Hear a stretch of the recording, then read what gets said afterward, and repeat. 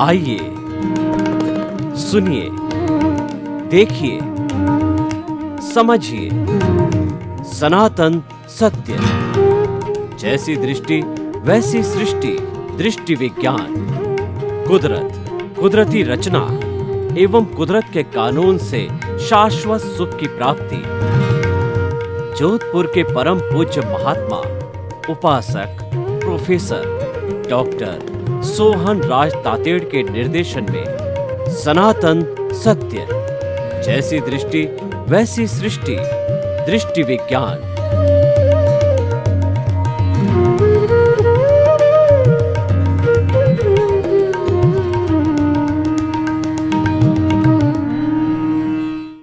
अभी हम अज्ञान की चर्चा कर रहे थे कि अज्ञान का अर्थ होता है कि घाती कर्म, ज्ञानावरणीय, दर्शनावरणीय और मोहनीय और अंतराय कर्म। स्वामी जी, ये जो मुख्य बात आत्मा सनातन सत्य है वो ज्ञान दर्शन पर आकर के टिकती है। तो ज्ञान दर्शन आप कहा करते हैं कि इसका डेवलपमेंट करो, ये हमारा जो है वो रियल पुरुषार्थ है और ये हमको करने का है और इसमें हम स्वतंत्र है। इसके ऊपर कुदरत का कानून लागू नहीं होता, कुदरत की बंदिश नहीं होता है, क्योंकि आप उससे परे हो। तो ज्ञान दर्शन का डेवलपमेंट कैसे किया जाए, ज्ञान दर्शन का डेवलपमेंट क्या है और ज्ञान दर्शन जो है अगले भव में क्या कैरी फॉरवर्ड होता है या यहीं तक रहता है। ज्ञान दर्शन की पूरी व्याख्या, उसकी पूरी जो कहना चाहिए फिलॉसफी जो है वो कृपया हमको बताइए कि बहुत ही इंपॉर्टेंट चैप्टर है। तो ज्ञान दर्शन के बारे में व्याख्या दीजिए। प्रश्न के लिए धन्यवाद। सबसे बड़ी बात यह है कि जो ज्ञान और दर्शन क्या है। ज्ञान का मतलब पूरे ब्रह्मांड का, दुनिया का भौतिक ज्ञान, वो ज्ञान नहीं है। वो ज्ञान संसार को चलाने के लिए है, आत्मा का ज्ञान नहीं है। आत्मा में जो ज्ञान है वो दुनिया के सभी ज्ञान को अनकवर करता है। उनको संसार के कोई भी प्रकार के ज्ञान की आवश्यकता नहीं है, मगर उसकी हाजिरी में अनकवर होता है। और अनकवर होने से वो क्या है, वो खुला होता है। जो भी सब्जेक्ट है, किसी को डॉक्टर बनना है तो डॉक्टर का ज्ञान अनकवर होगा। कोई टीचर है तो टीचर का ज्ञान अनकवर होगा। कोई चार्टर अकाउंटेंट है तो चार्टर अकाउंट का ज्ञान अनकवर होगा। इसीलिए वो सब्जेक्ट है, वो आत्मा के मूल ज्ञान स्वभाव का परिणाम है। वो ज्ञान स्वभाव है और स्वभाव से ये आपके दृष्टिकोण के मुताबिक ज्ञान खुला होता है। वो रिलेटिव सत्य और टेम्पररी व्यवहार चलाने के लिए। तो ज्ञान आवरण का मतलब होता है जो आत्मा के ज्ञान प्रकाश में खुला हुआ ज्ञान को ही ज्ञान मानना, वो ज्ञान आवरण है। वो आत्मा का ज्ञान नहीं है, उनके ज्ञान प्रकाश की हाजिरी में खुला हुआ है। और दर्शन आवरण क्या है? दर्शन का मतलब होता है सनातन सत्य को, कुदरत के कानून को, कुदरत की रचना को न मानना, छह तत्व को जो सनातन है वो न मानना और केवल कुदरती रचना की अवस्था के डिटेलिंग में जाके उसको मानना, ये दर्शन आवरण है। हालांकि कुदरती रचना और कुदरती कानून जाना वो इनफ है, आगे जानने की जरूरत नहीं है। अगर जन्म मरण के चक्कर में घूमना नहीं है तो, अगर पाप पुण्य में पड़ना नहीं है तो ये ज्ञान की जरूरत नहीं है। मगर क्योंकि कहीं अवतारों से और कहीं सदियों से हमको पारंपरिक शास्त्र ज्ञान मिलता रहा, धर्मगुरुओं के माध्यम से, शास्त्रों के माध्यम से, और धार्मिक क्रिया का महत्व बताया गया और महत्व के साथ पुण्य जोड़ा गया ताकि आप वो क्रिया करो।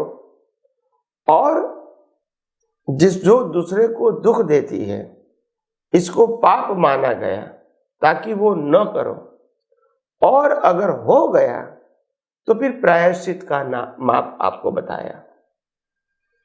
कहने का मतलब पाप पुण्य प्रायश्चित जो है वो संसार चलाने का रास्ता है, चारों गति में घूमने का रास्ता है। मगर आपने मन वचन काया उनकी अवस्था और 5 इंद्रियों से, ज्ञानेंद्रियों से अनुभव में आती पूरी सृष्टि को अगर आपने कुदरती रचना देख लिया, वो ही तो सनातन सत्य है। उसमें और ज्यादा डिवीजन करने की आवश्यकता नहीं है। तो आध्यात्मिक जगत में ज्ञान और दर्शन अगर स्थिर हो जाए, यही मुक्ति का मार्ग है। और ज्ञान और दर्शन में विविधता आ जाए, वो संसार का मार्ग है। ज्ञान में भी विविधता और दर्शन में भी विविधता, वो संसार का मार्ग है। मुक्ति के मार्ग में विविधता नहीं होती, स्थिरता होती है। एक तरफ आत्मा है, वो भी सनातन सत्य, बाकी सब कुदरती रचना है, वो भी सनातन सत्य, उसमें कोई डिवीजन नहीं है। तो अवस्था का प्रकार होना अलग बात है, मगर सभी अवस्था कुदरती रचना, इसलिए उसको स्थिर दर्शन बोला। तो हमको कौन सी अवस्था को कुदरती रचना देखना है, कौन सी अवस्था को नहीं देखना है, ऐसा नहीं है। सभी अवस्था कुदरती रचना और सभी की अवस्था कुदरती रचना। तो इसीलिए ज्ञान और दर्शन जब आपका स्थिर हो गया तो समझ लेना आध्यात्म की मार्ग में प्रगति करना आपके लिए आसान हो गया। और जहां तक वैकल्पिक ज्ञान और दर्शन है, वहां तक तो आपको आगे बढ़ने के लिए बहुत संघर्ष करना पड़ेगा और सनातन सत्य को बार बार गहराइयों से, यथार्थ रूप से, सैद्धांतिक भाषा में समझना पड़ेगा। नहीं तो ये ज्ञान दर्शन आपका स्थिर रहेगा नहीं। तो इसीलिए आइए हम सब आध्यात्म विज्ञान के माध्यम से और कोई ज़्यादा जानकारी प्राप्त करें और हमारा जीवन और आध्यात्मिक ऊंचाई पर ले जाए। यही मेरी आप सबको शुभकामना। स्वामी जी, आपको बहुत बहुत धन्यवाद। भाई और बहनों, मातृशक्ति को नमन। हम पिछले एपिसोड के अंदर प्रतिष्ठित आत्मा की बात कर रहे थे। बहुत सुंदर अनुभव और समझने योग्य चैप्टर है, आप ध्यान से सुने, क्योंकि पुरुषार्थ से ही सब काम होता है। Practice makes a man perfect. और वो पुरुषार्थ रियल और रिलेटिव दोनों तरह का होता है और दोनों ही एक ही प्रतिष्ठित आत्मा से होते हैं। तो स्वामी जी हमको बताएंगे कि प्रतिष्ठित आत्मा क्या है, उसका पूरा प्रोसेस, उसकी फैक्ट्री क्या है, अंतःकरण, मन, बुद्धि, चित्त, अहंकार, और किस तरीके से इसके अंदर पूरी एक कार्यकारी व्यवस्था जुड़ी हुई है। तो कृपया ये पूरा एपिसोड हमको प्रतिष्ठित आत्मा में इतना अच्छी तरह से समझा देवे कि हमारा ज्ञान दर्शन स्थिर हो जाए। प्रश्न के लिए धन्यवाद और सभी श्रोताओं को मेरा नमस्कार। आध्यात्मिक जगत के अंदर प्रतिष्ठित आत्मा का जो शब्द है प्रतिष्ठित, वो प्रतिष्ठा करने वाला। जैसी प्रतिष्ठा करेगा वैसा बीज बनेगा, कुदरत इसका फल देंगे। तो यहाँ प्रतिष्ठित आत्मा की प्रोसेस क्या है वो मैं बताना चाहता हूँ विगतवार विस्तार से। प्रतिष्ठित आत्मा के पास क्या क्या है एज अ इंस्ट्रूमेंट। प्रतिष्ठित आत्मा के पास मन, बुद्धि, चित्त, अहंकार है। प्रतिष्ठित आत्मा के पास डेवलपमेंट भी है और प्रतिष्ठित आत्मा के पास मिथ्या ज्ञान, मिथ्या दर्शन, मोहनीय कर्म भी अज्ञान के रूप में है। इसके साथ प्रतिष्ठित आत्मा की हाजिरी में मन वचन काया उनकी अवस्था भी निकल रही है। तो जैसे मन वचन काया उनकी अवस्था व्यतीत हो रही है, डिस्चार्ज हो रही है, पैरेलल लाइव प्रतिष्ठित आत्मा वो उस अवस्थाओं को, मन वचन काया की अवस्थाओं को एनालिसिस करके इंटेंशन बनाता है कि मेरे को भविष्य में ये करना है या नहीं करना है, ये बोलना है या ये नहीं बोलना है, ये सोचना है या नहीं सोचना है। तो वो इंटेंशन बनाते हैं कि क्या करना है या क्या नहीं करना है। वो इंटेंशन की लेंथ और स्ट्रेंथ के लिए अंतस्करण में प्रोसेस होती है। मन, बुद्धि, चित्त और अहंकार में प्रोसेस होती है कि ये मेरा जो इंटेंशन है वो इंटेंशन लॉन्ग होना चाहिए, शॉर्ट होना चाहिए, मीडियम होना चाहिए, पावरफुल होना चाहिए। तो वो मन, बुद्धि, चित्त, अहंकार की प्रोसेस से होता है। तो मन, बुद्धि, चित्त, अहंकार is a processor to create the new cause. तो अंतस्करण में इंटेंशन की प्रोसेस होती है। वो प्रोसेस का प्रोडक्शन क्या है? स्पीच और एक्शन का बीज। इसको आध्यात्म विज्ञान में कर्म कहते हैं।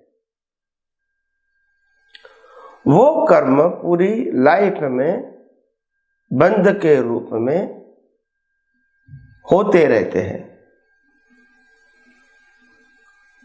और पूरी लाइफ के जो कर्म होते हैं इसका एक नाम है, बंच ऑफ कर्म का एक नाम है कॉजल बॉडी। वो कॉजल बॉडी का पूरा बंच द्रव्य कर्म के रूप में कुदरत के क्लाउड में, नेचुरल क्लाउड में जाता है और नेचुरल क्लाउड इस कर्म का एनालिसिस करके कहां इसका नया जन्म लेना है वो पहले डिसाइड होता है। और जन्म होते हुए भी उनके माता पिता, भाई बहन, धर्म, घर सब डिसाइड हो जाता है और वो आत्मा उस माता की योनि में चला जाता है।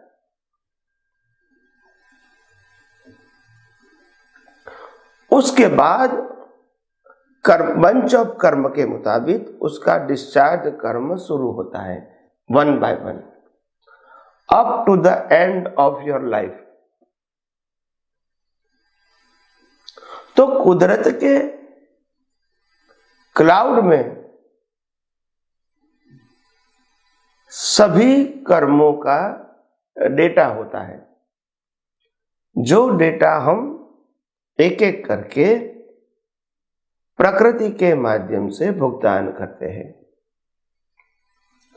अभी एक नई बात यह है कि मानो कि आपके कर्म का डेटा तो कुदरत के क्लाउड में चला गया और वो डेटा का रिजल्ट भी आपको मिल गया, पूरी लाइफ, वो लाइफ भी खत्म हो गई, फिर नया डेटा बना, फिर नया डेटा गया।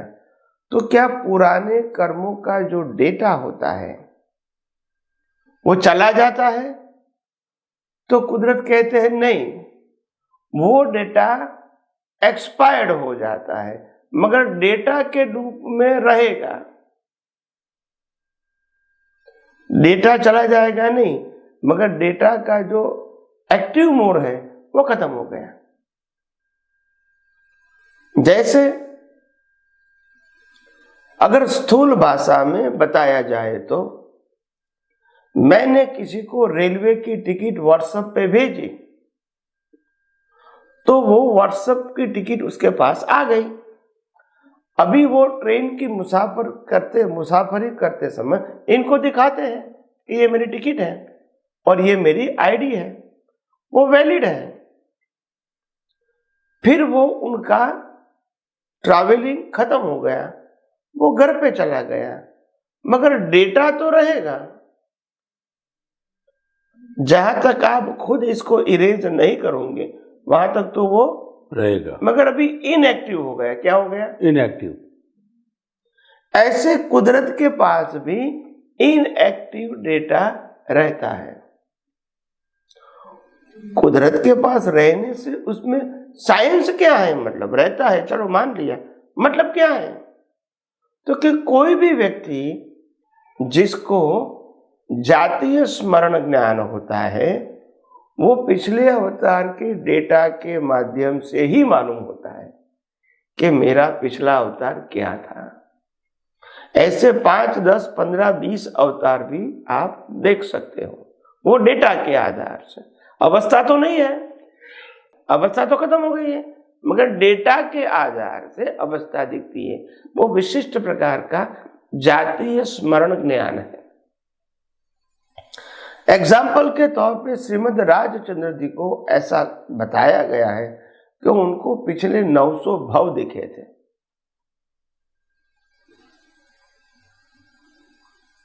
मतलब फिजिकल फॉर्म में तो नहीं है, तो फिर कैसे दिखा? डेटा के हिसाब से दिखा। डेटा को इनकोड करने की, अनकोड करने की जो ताकत होती है, इससे ये डेटा क्या कहता है वो पूरा फिजिकल फॉर्म में दिखता है, ट्रेस में इकट्ठा होता रहता है। Yes yes yes. तो कहने का मतलब ये है, इसके बाद जो डेटा होता है, लाइव डेटा, एक्टिव डेटा, इसके बाद एक एक करके हमको जन्म के बाद रिजल्ट मिलता है और लास्ट रिजल्ट जो होता है वो एक्सपायरी डेट होती है। पैरेलल नया डेटा बनता है जो कुदरत में जाता है। ऐसे जन्म मरण की साइकिल चालू रहती है। तो आध्यात्मिक जगत के अंदर जो कर्म बांधने की प्रक्रिया वाला जो प्रतिष्ठित आत्मा है, उसके पास जब तक मिथ्या ज्ञान, मिथ्या दर्शन और मोहनीय कर्म स्टॉक में है, वहां तक तो कर्म बनते रहेंगे और 4 गति में घूमते रहेंगे। मगर वो ही प्रतिष्ठित आत्मा के पास जब सम्यक ज्ञान और सम्यक दर्शन आ जाता है तो धीरे धीरे मिथ्या ज्ञान, मिथ्या दर्शन, मोहनीय कर्म को खत्म करते हैं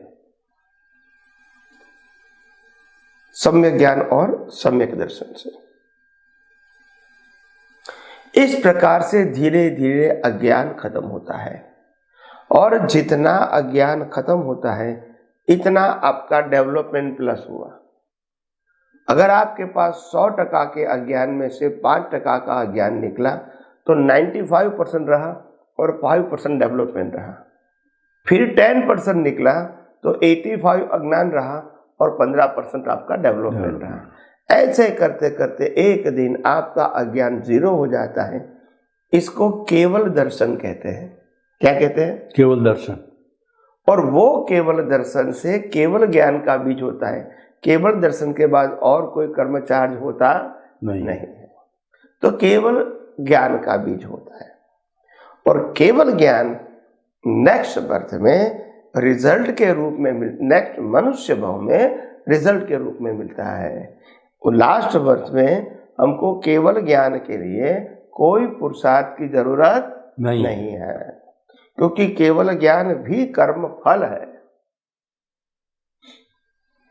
तो कहने का मतलब ये है, ये जो प्रक्रिया है प्रतिष्ठित आत्मा की, तो आज का वो प्रतिष्ठित आत्मा नेक्स्ट बर्थ में भुगतान के समय वो ही प्रतिष्ठित आत्मा डिस्चार्ज प्रतिष्ठित आत्मा हो जाता है, जो एक्टिव मोड में नहीं है, only for suffering purpose, not to create the cause. और जो एक्टिव प्रतिष्ठित आत्मा है वो फिर नया पुरुषार्थ करके नया कॉज करता है। ऐसे जन्म मरण के चक्कर चालू रहते हैं। तो आध्यात्म जगत के अंदर जहां तक हम प्रतिष्ठित आत्मा को यथार्थ रूप से नहीं समझेंगे, वहां तक हम आध्यात्म के मार्ग में आगे बढ़ेंगे वो संभव नहीं है। क्योंकि जब पुरुषार्थ करने वाला कौन है वो ही नहीं जब समझोगे तो सही पुरुषार्थ कैसे कर सकते हो। तो आइए हम आध्यात्म जगत के अंदर ये लाइव प्रतिष्ठित आत्मा के माध्यम से जो कुछ भी जानकारी हमने पाई है वो जानकारी को खुद अपने जीवन में अनुभव करने की कोशिश करेंगे, उसके द्वारा अज्ञान मिटाएंगे और मुक्ति के मार्ग में आगे बढ़ेंगे। यही मेरी आप सबको शुभकामना है। स्वामी जी आपका बहुत बहुत धन्यवाद। सारी प्रोसेस आपने बताई, परंतु इसमें से जो मूल बात आपने बताई, सबसे पहले इंटेंशन बनता है। इंटेंशन को आप भाव कहा करते हैं, तो ये भाव की जो है उसमें एप्लीकेशन से डलते हैं। जो हमारा आप कहा करते हैं वर्तमान ज्ञान दर्शन, पिछले जन्म का ज्ञान दर्शन और उस समय के संजोग, ये और आपका पूरा अंतःकरण सब मौजूद होता है। जैसे कि लोकसभा बैठ रही है, राज्यसभा बैठ रही है, विधानसभा बैठ रही है, सब मौजूद रहता है। ये पूरा लाजमा ये मौजूद होता है। और उसके अंदर मुख्य रूप से एप्लीकेशन, मंत्री क्या बोल रहा है, स्पीकर क्या बोल रहा है, यानी कोई भी जो बिल पास होने पर एप्लीकेशन क्या है, डिस्कशन होता है, उसको एप्लीकेशन बोलते हैं। तो एप्लीकेशन मुख्य चीज आप बता रहे हैं। अगर सम्यक दोनों ही हाजिर है, अज्ञान भी हाजिर है, ज्ञान भी हाजिर है। कोई ज्ञान लिया हुआ है तो अगर उसकी सम्यक ज्ञान, सम्यक दर्शन यानी आत्मा की अनुभूति करता है कि मन वचन कैसे मुक्त, ऐसा मैं शुद्ध आत्मा हूं, यही एहसास रहता है, तो निश्चित रूप से जो कॉज पढ़ेंगे मोक्ष के लायक और सहायक पढ़ेंगे। और सामान्य व्यक्ति तो अज्ञान का डालता ही है, देहाध्यास में जाता है। बहुत दोनों सुंदर रास्ते हैं, प्रोसेस पूरा आपने खुला करके बताया। तो हमको शिक्षा आपके वक्तव्य से ये मिली कि हमको हमेशा जो है वो सम्यक ज्ञान, सम्यक दर्शन की एप्लीकेशन करनी है। और वो तब होगी जब आप जैसे ज्ञानी पुरुष हमको वैसा आत्मा का ज्ञान कराएंगे। स्वामी जी आपका बहुत बहुत धन्यवाद समस्त श्रोताओं की तरफ से। स्वामी जी, हम गहन चर्चा कर रहे थे प्रतिष्ठित आत्मा की, भाव की, तो थोड़ा सा एक इससे जुड़ा हुआ ये प्रश्न आता है कि देखिए भाव और विचार, इन दोनों में भेद करना बहुत कठिन कार्य है। सामान्य व्यक्ति भेद नहीं कर सकता, कोई ज्ञानी पुरुष ही भेद कर सकता है कि मेरे मन में एक विचार आया कि मुझे जो है ये कोई भी उपलब्धि प्राप्त होनी चाहिए।